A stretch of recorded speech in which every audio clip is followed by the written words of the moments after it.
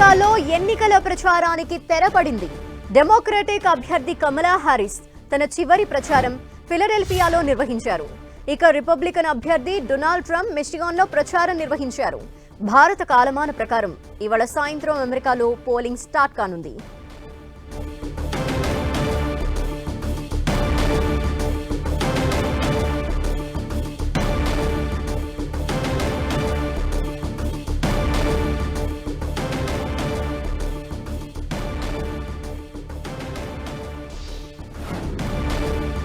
America ఎన్నికల ఫలితాలని 3 రకాల రాష్ట్రాలు నిర్ణయిస్తాయి. వీటిని రెడ్, బ్లూ స్వింగ్ స్టేట్స్ గా అభివర్ణిస్తారు. చాలా రాష్ట్రాలు ఏదో ఒక పార్టీ వైపు మొగ్గు చూపుతాయి. 1980 నుంచి రిపబ్లికన్లు విజయం సాధిస్తున్న వాటిని రెడ్ స్టేట్స్ అంటారు.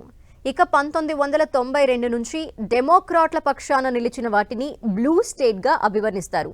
వీటిలో ఫలితాలు ఎప్పుడూ అంచనాలకు అనుకూలంగానే ఉంటాయి. ఇక స్వింగ్ స్టేట్స్ లో ఇరు పార్టీల మధ్య గెలుపోటములు దోబూచులాడుతూ ఉంటాయి. వీటికి అధ్యక్ష ఎన్నిక ఫలితాన్ని తారుమారు చేసే సత్తా ఉంటుంది. అందుకే ఎవరు గెలిచినా ఇక్కడ స్వల్ప మెజారిటీతో మాత్రమే గట్టెక్కుతారు. పార్టీలు ఈ స్వింగ్ రాష్ట్రాలపై ఎక్కువగా ఫోకస్ పెట్టి ప్రచారం నిర్వహిస్తాయి.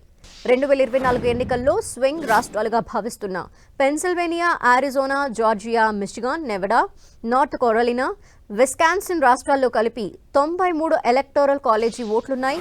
ఇవే అధ్యక్ష పీఠాన్ని మలుపు తిప్పుతాయి. అందుకే వీటిపై పట్టు కోసం హారిస్, ట్రంప్ హోరాహోరీగా ప్రయత్నించారు. ఎలక్టోరల్ కాలేజీకి ఎంపికైన ప్రతినిధులు డిసెంబర్ 17న సమావేశమై అధ్యక్షుణ్ణి ఎన్నుకుంటారు. ఎలక్టోరల్ కాలేజీ ఓట్లలో ఏ అధ్యక్ష అభ్యర్థికి 270 రాకుండా ఇద్దరు 269 ఓట్ల దగ్గరే ఆగిపోతే ఫలితం టై అవుతుంది. ఈ పరిస్థితుల్లో కంటింజెంట్ ఎన్నిక నిర్వహిస్తారు. ఇలాంటి సందర్భంలో హౌస్ ఆఫ్ రిప్రజెంటేటివ్స్ ప్రతినిధులు తమ ఓటు హక్కు ద్వారా ఇద్దరిలో ఒకరిని అధ్యక్షుడిగా ఎన్నుకుంటారు. ఇదే వైస్ ప్రెసిడెంట్ విషయంలో అయితే సెనెట్ సభ్యులకు ఓటు హక్కు కల్పించి ఉపాధ్యక్షుణ్ణి నిర్ణయిస్తారు. ఇందుకోసం 1800 అధ్యక్ష ఎన్నిక తర్వాత రాజ్యాంగానికి 12వ సవరణ తీసుకొచ్చారు.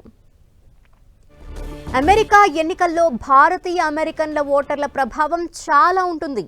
స్వింగ్ స్టేట్స్తో పాటు దేశవ్యాప్తంగా భారతీయ అమెరికన్ల ఓట్లు కీలక పాత్ర పోషిస్తాయి. తమ సమస్యల్ని పరిష్కరించే అధ్యక్షుడి కోసం భారతీయ అమెరికన్లు చూస్తున్నారు.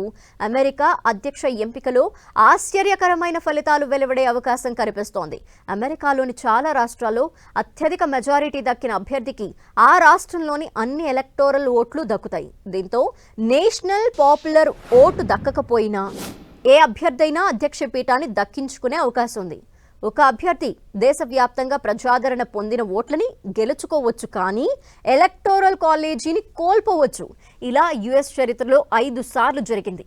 2016లో దేశవ్యాప్తంగా దాదాపు 30 లక్షల ఓట్లతో వెనకబడి ఉన్నప్పటికీ ట్రంప్, హిలరీ క్లింటన్ గెలిచి అధ్యక్ష పదవిని గెలుచుకున్నారు.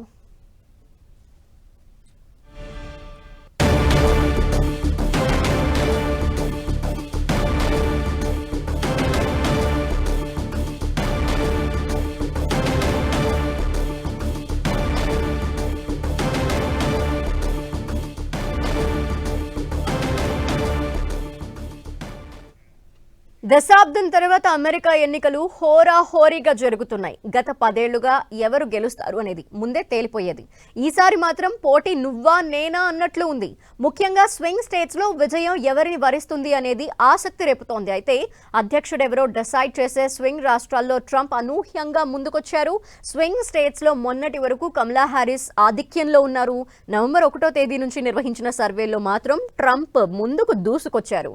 రిపబ్లికన్ పార్టీ తరపున డొనాల్డ్ ట్రంప్ రెండోసారి రేసులో నిలవగా, డెమోక్రాట్స్ తరపు నుంచి భారతీయ మూలాలు ఉన్న కమలా హారిస్ బరిలో ఉన్నారు. మాజీ ప్రెసిడెంట్ జో బైడెన్ పోటీ నుంచి వైదొలగటంతో నామినేట్ అయిన కమల ట్రంప్ హామీలను, విధానాల్ని తప్పుపడుతూ ప్రచారంలో చర్చాగోష్ఠిలో పైచేయి సాధించింది. అయితే ఎన్నికలకు కొన్ని గంటల ముందు కీలకమైన స్వింగ్ స్టేట్స్ లో రిపబ్లికన్ పార్టీ అభ్యర్థి డొనాల్డ్ ట్రంప్ పుంజుకున్నట్టు సర్వేలు వెల్లడిస్తున్నాయి. అట్లాస్ ఇంటెల్ తాజా పోల్స్ గణాంకాల ప్రకారం 48% మంది ట్రంప్ కి అనుకూలంగా ఉన్నారని, ఇది కమలా హారిస్ కి లభించిన మద్దతు కంటే 1.8% అధికంగా తేలింది. స్వింగ్ స్టేట్స్ లోని ఆరిజోనా స్టేట్ లో ట్రంప్ కి 51.9% మద్దతుంటే హ్యారిస్కి 45.1% మాత్రం మద్దతుంది. మరో స్వింగ్ స్టేట్ నెవాడాలో 51.4% మంది ట్రంప్కి సపోర్ట్ చేస్తుంటే 45.9% మంది హ్యారిస్ వైపు మొగ్గు చూపుతున్నారు. ఇక నార్త్ కరోలినాలో ట్రంప్కి 50.4% మద్దతు లభిస్తే హ్యారిస్కి 46.8%తో వెనుకబడి ఉన్నారు అని తెలుస్తోంది. మిగతా స్వింగ్ స్టేట్స్ అయిన జార్జియా, మిచిగాన్, పెన్సిల్వేనియా, విస్కాన్సిన్ స్టేట్స్లో పోటీ నువ్వా నేనా అన్నట్లు కొనసాగుతోంది. అధ్యక్ష ఎన్నికల ప్రచార ప్రారంభంలో ఈ రాష్ట్రాల్లో హ్యారిస్ భారీ ఆధిక్యంలో ఉన్న పోలింగ్ ముందు రోజు వచ్చేసరికి ఆ ఆధిక్యతని భారీగా తగ్గించారు ట్రంప్.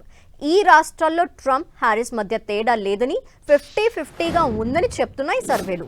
3 స్వింగ్ రాష్ట్రాల్లో 2% పైనే ఆధిక్యంలో ఉన్న ట్రంప్ మిగతా స్వింగ్ స్టేట్స్లో హ్యారిస్ ఆధిపత్యాన్ని తగ్గించడంతో ట్రంప్ విజయం ఖాయంగా సర్వేలు చెప్తున్నాయి. మొత్తంగా పోలింగ్ డే రోజుకు కొన్ని గంటల ముందు విడుదలైన సర్వేలు ట్రంప్ అధ్యక్షుడు కావటం ఖాయమని తేల్చి చెప్తున్నాయి.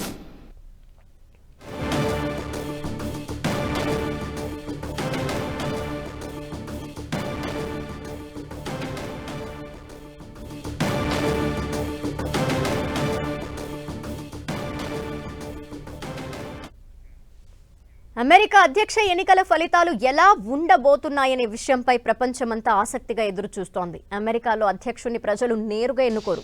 అమెరికాలోని 50 రాష్ట్రాలకు సంబంధించి 538 ఎలక్టోరల్ కాలేజీ ప్రతినిధులుంటారు. వారిని ప్రజలు ఓటు ద్వారా నేరుగా ఎన్నుకుంటారు. ఎలక్టర్ కాలేజీ ప్రతినిధులు అమెరికా అధ్యక్షుడిని ఎన్నుకుంటారు. అధ్యక్ష పీఠం దక్కాలి అంటే ఎలక్టోరల్ కాలేజీలో 270 మంది మద్దతు అవసరం ఉంటుంది. అమెరికాలో మొత్తం 24.4 కోట్ల మంది ఓటర్లున్నారు. ఇందులో అందరూ ఓటు వేయరు. 2020 ఎన్నికల్లో 66% పోలింగ్ మాత్రమే నమోదైంది. అమెరికా ఎన్నికల్లో ప్రజలు ఎన్నుకునేది ఎలక్టర్లని మాత్రమే. వివిధ రాష్ట్రాల్లో కాంగ్రెస్ ప్రాతినిధ్యం, సెనేట్ ప్రాతినిధ్యం ఆధారంగా ఎలక్టోరల్ కాలేజీ సభ్యుల సంఖ్య ఉంటుంది. ఈ ఎలక్టర్ల ఎన్నిక ప్రక్రియ 2 భాగాలుగా ఉంటుంది.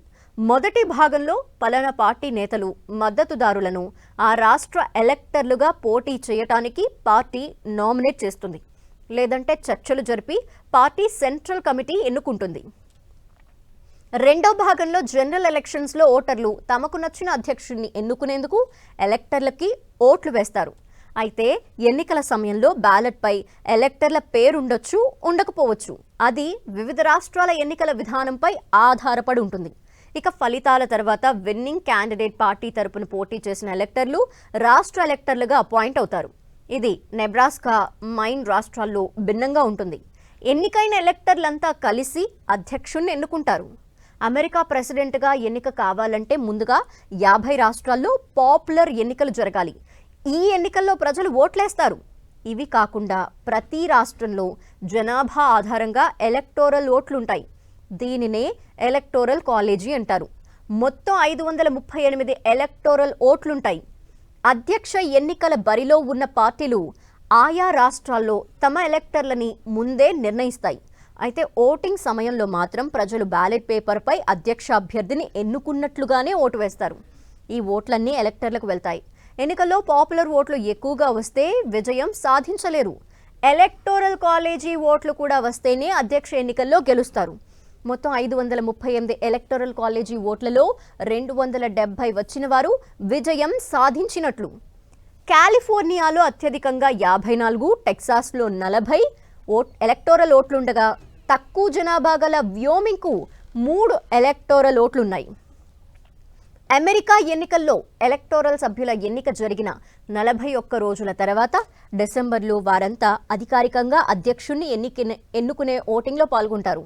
జనవరిలో ఆ ఓట్లని అమెరికా కాంగ్రెస్ అంటే పార్లమెంట్ లెక్కించి అధ్యక్షుడిని ప్రకటిస్తుంది. విజయం సాధించిన వారు ప్రమాణ స్వీకారం చేసేందుకు సుదీర్ఘకాలం వేచి చూడాల్సి ఉంటుంది. పోలింగ్ పూర్తయిన 11 వారాల తర్వాత అంటే జనవరిలో కొత్త అధ్యక్షుడు ప్రమాణ స్వీకారం చేస్తారు. అమెరికాలో ప్రతి 4 ఏళ్లకోసారి ఎన్నికలు నిర్వహిస్తారు.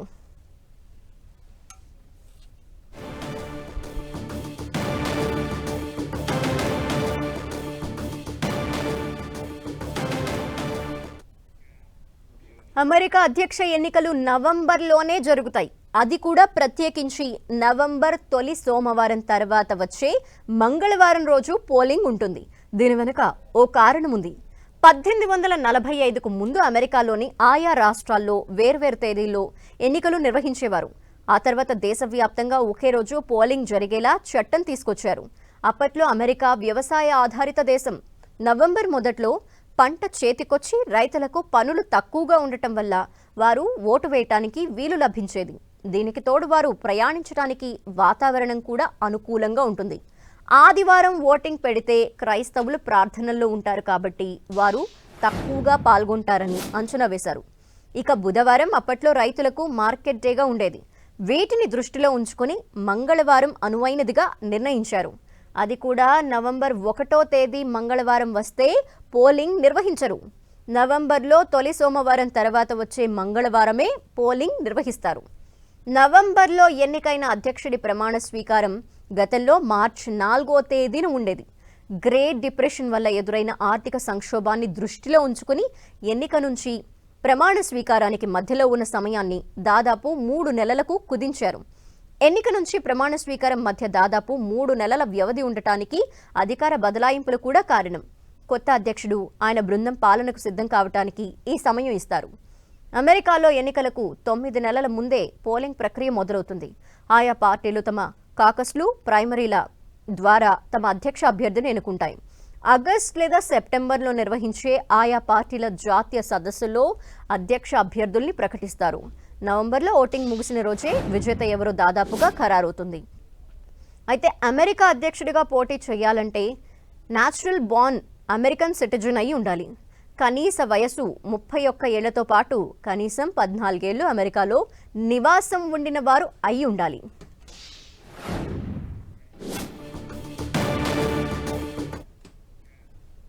అమెరికా అధ్యక్షుడి ఎన్నికలకు మరికొన్ని గంటలే ఉండగా కమలా హ్యారిస్ కోసం ఇండియాలో పూజలు చేస్తున్నారు.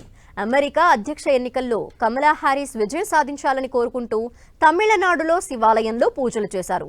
తమిళనాడు మదురైలోని ఎస్ఎస్ కాలనీలో అనుషానాథ్ అనుక్రాగ్ని సంస్థ వ్యవస్థాపకుడు హ్యారిస్కి మద్దతుగా పూజలు చేశారు.